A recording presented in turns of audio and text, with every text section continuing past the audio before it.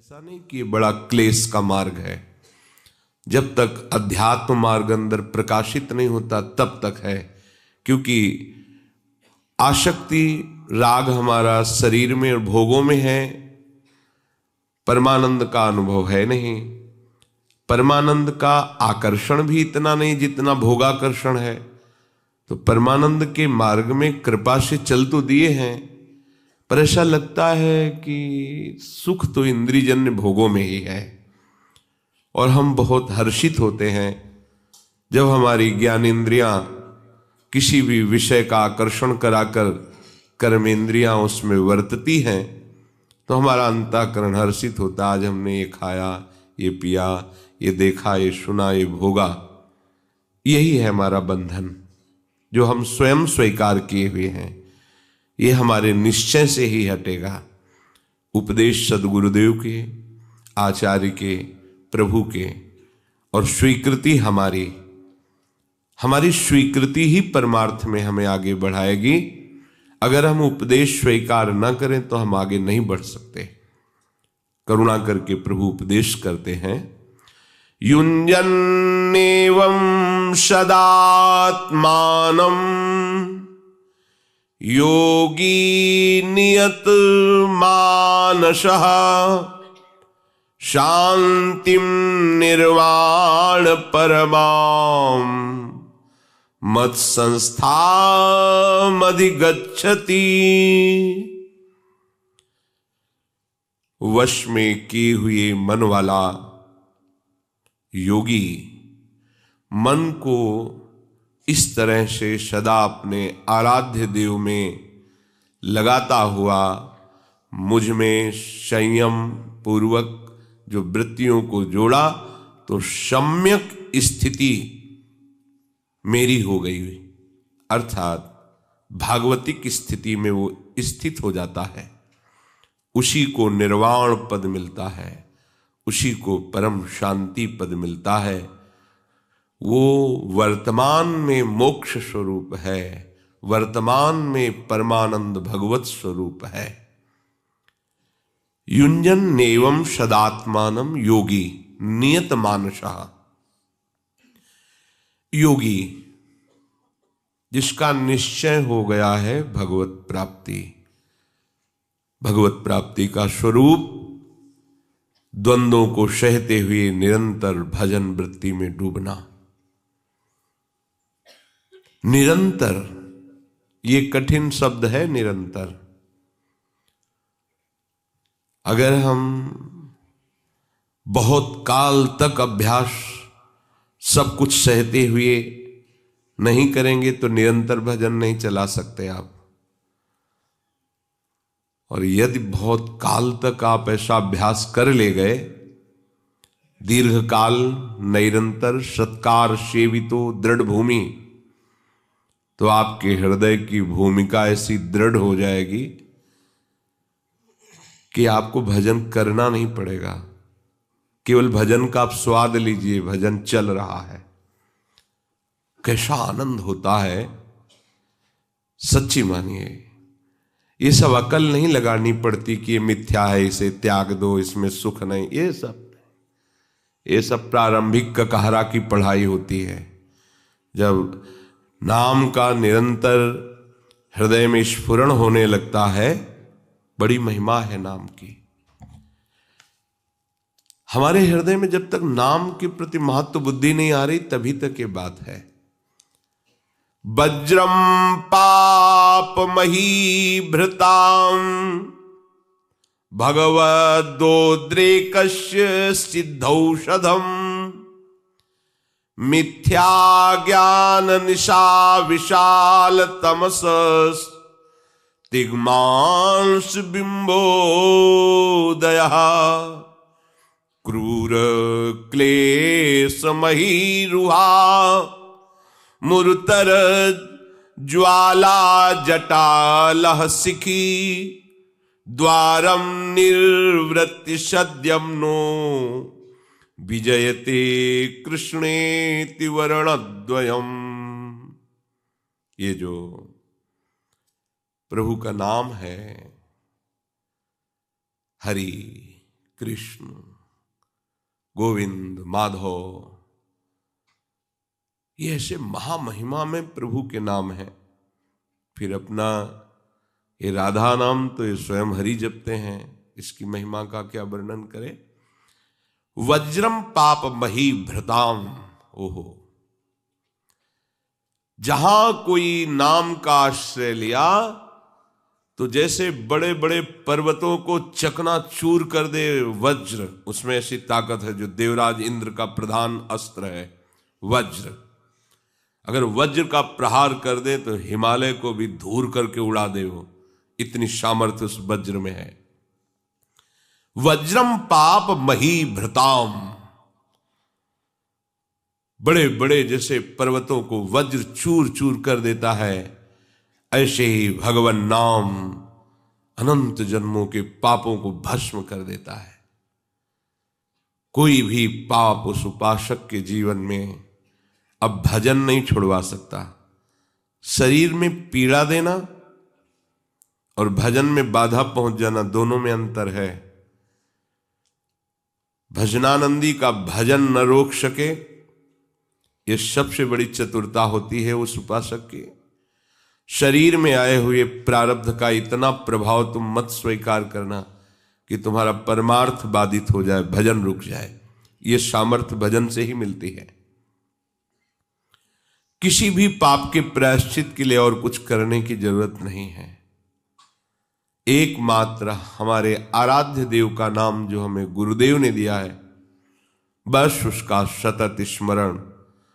वज्रम पाप मही भृताम, बड़े बड़े पर्वतों जैसा भी पाप हो तो ये नाम उसे वज्र की तरह धूल धूसरित कर देगा, चूर चूर कर देगा। भगवद्रोद्रेकस्य सिद्धौषधम, ये संसार रोग के लिए सिद्ध औषधि है। भव रोग की सिद्ध औषधि है नाम। सर्व पापों का नाश करने में समर्थ है नाम, और भव रोग का निवारण करने के लिए सिद्ध औषधि, दूसरी औषधि की जरूरत नहीं। सिद्ध औषधम, हमारी जिह्वा में यदि नाम चल रहा है, अब हमें भवरोग की चिंता नहीं है। थोड़ा परहेज ठीक रखें, कुमार्गगामी व्यक्ति और वृत्तियों से अपने को बचाएं और निरंतर नाम का अभ्यास करें तो भव समुद्र से पार हो जाएंगे। पार क्या होना है, भव समुद्र ही सूख जाएगा। नाम लेत भव सिंधु सुखाही, करहु विचार सुजन मन माही। न नौका की जरूरत है, न तैरने की जरूरत है, नाम पुकारो, ये भव समुद्र ही सूख जाएगा। मिथ्या ज्ञान निशा विशाल तमसस तिग्मांसु बिंबोदय, ये अज्ञान रूपी रात्रि के सघन अंधकार को दूर करने के लिए बिंबोदय, ये भगवान भुवन भास्कर है नाम। ये अज्ञान के कारण ही हमें भोग प्यारे लगते हैं, अज्ञान के कारण ही शरीर प्यारा लगता है, अज्ञान के कारण ही ऊंचाई नीचाई भेद बुद्धि ये सब अज्ञान में विराजमान है।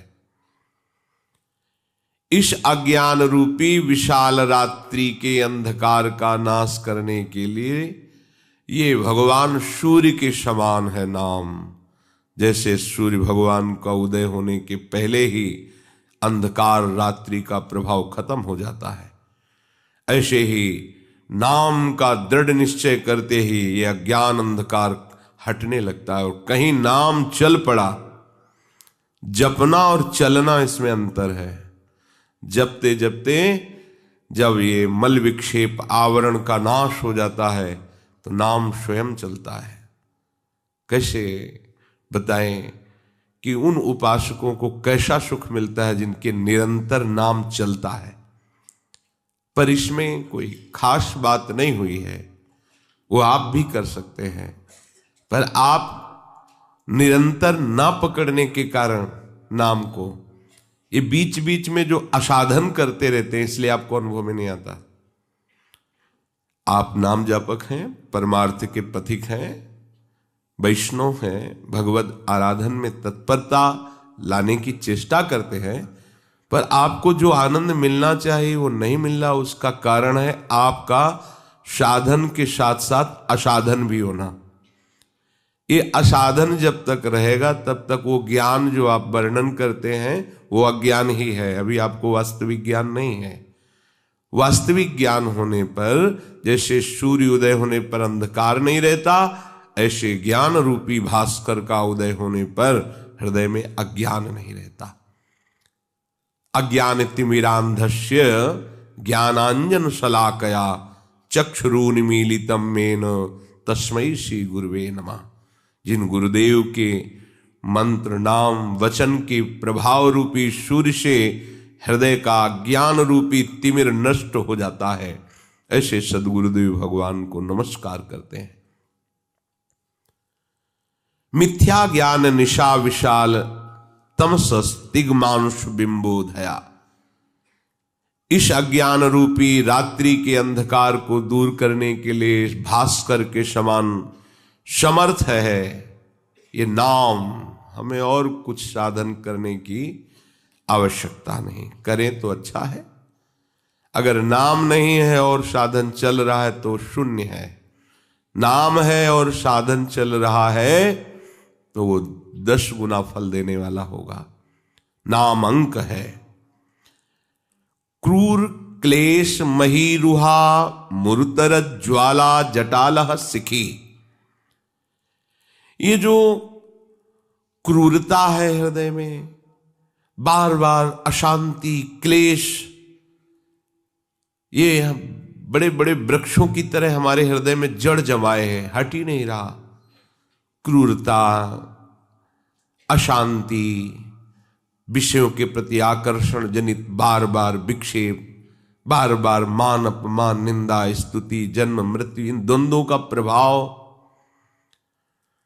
बोले ये नाम प्रचंड ज्वाला है, पूरे वन को भस्म कर देगी। एक नाम की ऐसी अग्नि प्रकट होगी कि अशांति, क्रूरता, नाना प्रकार की वासनाओं का आकर्षण, विक्षेप रूपी ये वृक्ष जो जड़ जमाए हुए हमारे हृदय में है, इनको ज्वाला की तरह प्रकट होकर नाम भस्म कर देगा। और कोई तुम्हें आश्रय लेने की जरूरत नहीं है। ये क्रूरता क्लेश रूपी वृक्षों को जलाने के लिए प्रचंड ज्वाला की तरह ये नाम है। और ये नाम कह रहे हैं द्वारम निवृत्ति सद्मनो विजयते कृष्णेति वर्णद्वयम। आप नाम जप रहे हैं, आप अभी मुक्त हैं, अभी मुक्त हैं। देखो महापुरुषों के वचन समझो, राधा राधा राधा राधा, अभी परम पद में हैं आप। बस ये छूटने न पावे, यही स्थिति आ जाए, अंदर सब ठीक कर देगा नाम। आपको कोई भी अन्य साधन करे तो कोई निषेध नहीं है भागवतिक, लेकिन आवश्यकता नहीं है, समर्थ है नाम। ये बड़े बड़े पहाड़ जैसे पापों को नष्ट कर देगा नाम। ये नाम भव समुद्र को सुखा देने वाला है, सिद्ध औषधि है भव रोग की। ये नाम जो मोह निद्रा में सोते हुए विविध प्रकार की कामना संकल्प रूपी स्वप्न में विचर रहे हैं, उनको जगाकर उनकी मोह रात्रि का नाश करके दिव्य ज्ञान का प्रकाश हृदय में कर दे, ये वो भास्कर है नाम। क्रूरता, शांति, क्लेश, नाना प्रकार के इन महान दुख देने वाली वृत्तियों को जड़ से भस्म कर दे, वो है नाम अग्नि। नाम निरंतर जो जप रहे हैं वर्तमान में ही जीवन मुक्त है। जीवन मुक्त होने की आशा की जरूरत नहीं है। यदि आपका नाम चिंतन चल रहा है, जिस सेकंड में आप नाम में है वो सेकंड आपका मुक्त है। अगर आप निरंतर, तो आप जीवन मुक्त हो गए। पूरा जीवन नाम में, फिर देख लीजिए सतरति सतरति सा लोकान तारयति। ये शांति का परम सदन है। जो नाम जप कर रहे हैं वो मानो शांति के भवन में बैठे हुए हैं। कोई भी दुख द्वंद उनको अशांत नहीं कर सकता। कुछ लोग महापुरुषों की बात न जानने के कारण नाम जापकों का उपहास कर देते हैं कि कर में तो माला फिरे, जीव फिरे मुख माही, मनुआ तो चौदिस फिरे, यह तो सुमिरन नाही। सिद्ध महापुरुषों ने इस स्थिति पर पहुंचने के लिए कहा, उपहास करने के लिए नहीं कहा कि आपकी जीभ नाम जप कर रही है और अंगुलियों से माला की मन का सरका रहे हैं और मन से विषयों का चिंतन कर रहे हैं, अभी ठीक भजन नहीं हुआ। इसका मतलब वो उपहास नहीं कर रहे, उसके आगे की स्थिति दर्शा रहे हैं कि एक स्थिति ऐसी है जिसमें मन वाणी एक एक वृत्ति केवल नामाकार, उसी स्थिति में फिर प्रभाव आता है कि रोम रोम में रग रग में नाम का प्रभाव हो जाता है। वो जिसे छू ले तो नाम चलने लगे। हाँ, जड़ वस्तु में नाम चलने लगे, चैतन्य की तो बात जाने दो। तो उपहास जो करने वाले जन हैं, हमें उधर नहीं देखना चाहिए। बिना मन लगे कहते हैं कि तुम्हारा भजन व्यर्थ हो गया, जैसे कह देते हैं, कहा ही जाता है, लेकिन आप खास बात नहीं मन लगना, अन्यथा ना लिया जाए। एक जड़ क्रिया आपको बिना मन लगे तृप्ति दे देगी। आप मन कहीं लगा लीजिए, भोजन पाइए, माना कि आप स्वाद नहीं बता सकते क्योंकि मन कहीं और लगा है, लेकिन पेट तो भर जाएगा आपका, उसे तो नहीं रोक सकते। ऐसे ही माना भगवदानंद का वर्तमान में आनंद नहीं ले पा रहे क्योंकि मन आपका विषय चिंतन कर रहा है, लेकिन जीभ से नाम जप कर रहे हैं, तो आपका काम पक्का हो जाएगा, इसमें कोई संशय नहीं। जैसे अपने आप कवल रुक जाएगा कि पेट भर गया, उसमें यह समझना नहीं पड़ेगा कि मन लगाए कि ना लगाए। ऐसे ही आपके अंदर वास्तविक ज्ञान की स्थिति, प्रेम की स्थिति, भागवती की स्थिति, ये नाम जागृत आपका काम हो जाएगा। इसी नाम का स्वाद लेकर गोस्वामी तुलसीदास जी कहते हैं, भाव कुभाव अनख आलसहु, नाम जपत मंगल दिशि दशहु। दसों दिशाओं में उसका मंगल रहेगा जो नाम जापक है, चाहे भाव से चाहे कुभाव से। अग्नि को आप चाहे प्यार से छुओ तो वो जला देगी, गुस्सा से छुओ तो जला देगी, दूसरा कोई छुआ दे तो जला देगी, क्योंकि उसमें दाहिका शक्ति है, विष में मारण शक्ति है।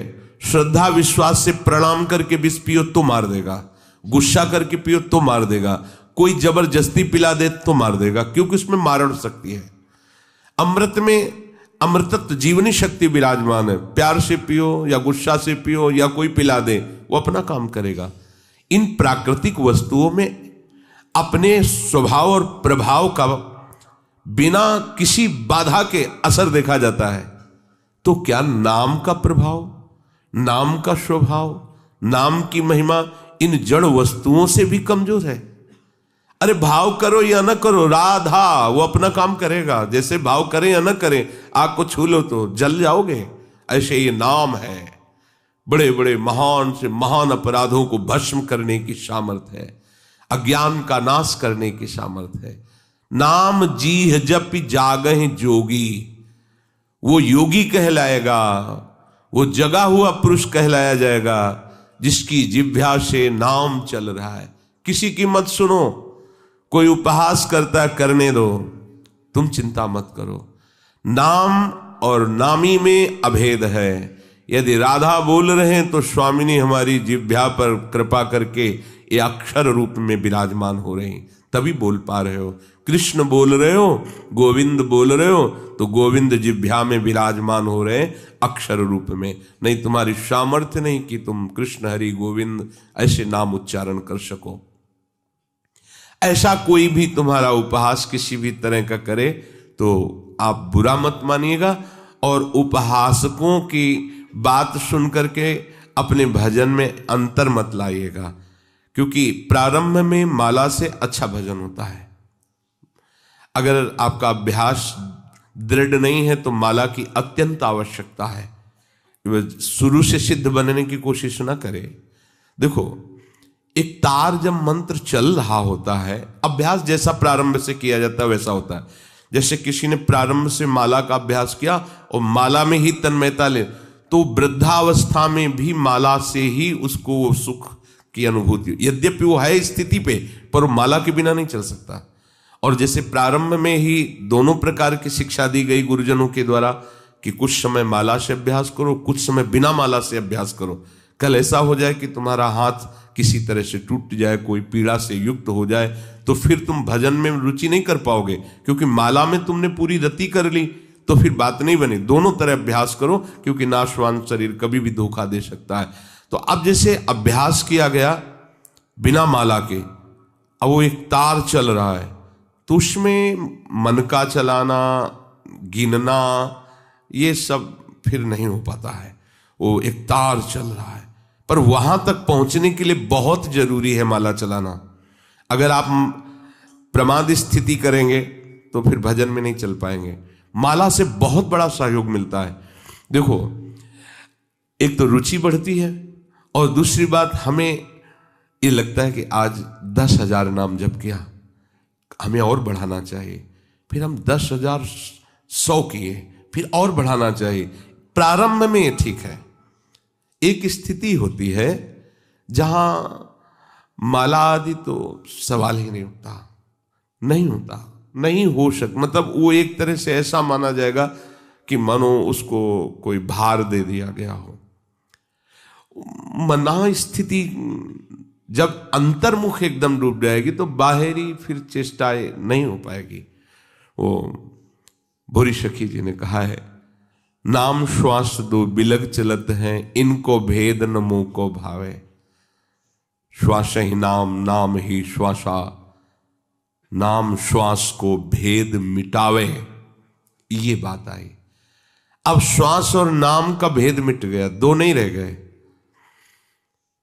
सच्ची मानिए, जैसे चीनी और जल और दोनों मिल गए तो शरबत, ऐसे ही श्वास और नाम दोनों मिल गए। अब आप अलग नहीं कर सकते। जैसे चीनी एक अलग पदार्थ दिखाई दे रहा, जल अलग पदार्थ, दोनों को मिला दिया शरबत। अब स्वाद कितना बढ़िया बन गया उस जल का। चीनी वहां कहीं दिखाई नहीं दे रही, पर चीनी का प्रत्येक बूंद पर स्वाद छुपा हुआ है। ऐसे ही श्वास और नाम मिल गए, नाम श्वास को भेद मिटाए, नाम और श्वास अभेद हो गया। अब दौड़ लगावे तो भी उसको जपना थोड़ी है। जैसे श्वास वैसे ही नाम, श्वास ही नाम, नाम ही श्वासा, नाम श्वास को भेद मिटावे। अब आगे भजन कैसा हुआ? बोले रोम रोम और रग रग बोले, तब कछ स्वाद नाम को पावे। अब आया नाम का स्वाद, रोम रोम से अनुभव हो रहा कि राधा राधा राधा, रोम रोम से भगवान नाम। ये स्थिति है।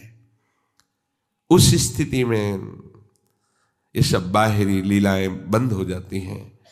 वो अंतर में ही महारस में डूब। बाहर कौन चेतना करे कि 10 माला हुई कि 11 हुए, ये नहीं चल पाता। पर यहां तक पहुंचने के लिए बहुत बड़ा सपोर्ट है माला से। इसे व्यर्थ न समझा जाए। और जो प्रारंभ में इस सिद्ध बनने की चेष्टा करते हो, बकवास करते रहते, देख लो, आप उन दिनचर्या को देख लो।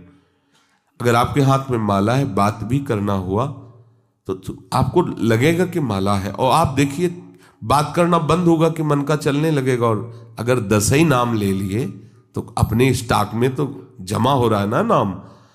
अगर माला नहीं तो हम देखते हैं कि टहलना फिरना, उठना बैठना, घूमना, बातचीत करना, एक बार भी नाम नहीं। कई बार उनके अंतःकरण में झांक के देखा, बिल्कुल नाम से खाली। ये सिद्धों की स्थिति, क्या आचरण आप नहीं उतारो, आप अपनी स्थिति से चलो।